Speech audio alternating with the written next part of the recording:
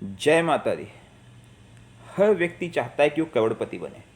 करोड़पति तो क्या, हर व्यक्ति चाहता है कि अरबपति बने, जितना धन कमा ले कम। लेकिन उसकी भी एक लिमिट होती है। हम तो यही कहेंगे, साईं इतना दीजिए जामे कुटुम्ब समाए, मैं भी भूखा ना रहूं, साधु ना भूखा जाए। खैर, लेकिन क्या आप जानते हैं कि आपकी कुंडली में अगर करोड़पति योग है तो आपके लिए सहज हो जाएगा। अगर वो योग नहीं है तो आपको कुछ ज़्यादा मेहनत करना पड़ेगा। देखिए, कुछ कर्म हम पिछले जन्म से लेके आते हैं। पिछले जन्मों के प्रारब्ध के अनुसार कुछ हमें हमारी कुंडली में योग बनते हैं। इसलिए किसी किसी को पैसा कमाना आसान हो जाता है, लेकिन किसी किसी को कुछ मेहनत करना पड़ता है। वो सब डिपेंड करता है आपकी कुंडली पे। इसलिए हम अक्सर कहते हैं कि कुंडली बोलती है। कुंडली कभी झूठ नहीं बोलती। जो चीज़ दिखती है वही कुंडली बताती है।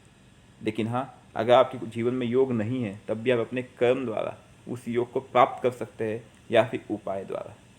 आइए एक करोड़पति योग के बारे में जानते हैं। ये योग कैसे बनता है कुंडली में। यदि कुंडली में चंद्रमा से छठे, सातवें और आठवें भाव में शुभ ग्रह हो, अथवा इन्हीं में से किन्हीं दो भावों में शुभ ग्रह स्थित है, तब आपके पास अकूट संपत्ति होगी और करोड़पति योग होगा।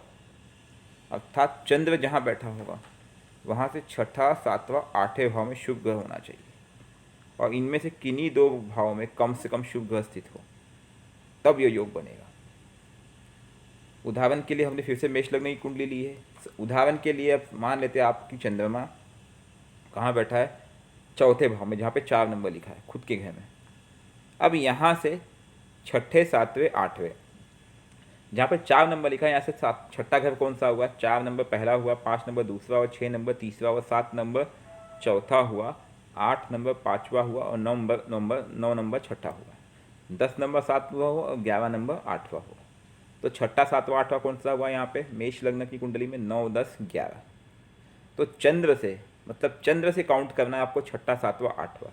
और वहाँ पे अगर शुभ ग्रह जैसे कि शुक्र या गुरु बैठे हो, तब आप समझ लो कि आपको कोई रोक नहीं सकता है। क्योंकि चंद्र से जब भी छठे, सातवें, आठवें में बृहस्पति या फिर शुक्र बैठ जावे, शुभ ग्रह बैठ जावे, बुध भी बैठ जावे, क्योंकि ये शुभ ग्रह की श्रेणी में आते हैं, तो आप यकीन मानिए कि आपको करोड़पति बनने से कोई रोक नहीं सकता है। जब भी चंद्र या इन शुभ ग्रहों की दशा आएगी तो ये आपको ऊपर लेके चली जाएगी। आप ट्राई कर लीजिए, जिसके भी कुंडली में ऐसे योग बनते होंगे, आप अपनी कुंडली खुद निकालिए, देखिए आपका चंद्र कहाँ है। चंद्र से छठा घर काउंट कर लो, चंद्र से सातवां घर काउंट कर लो, और चंद्र से आठवां घर काउंट कर लो, और उसमें देखो कि क्या उसमें शुभ ग्रह बैठे हैं।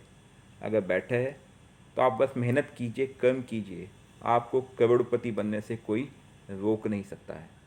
ये कई बार हमने आजमाया है, इसको पाया हुआ है। ये योग बहुत ही प्रबल है। चंद्र से छठा, सातवां, आठवां। जय माता दी।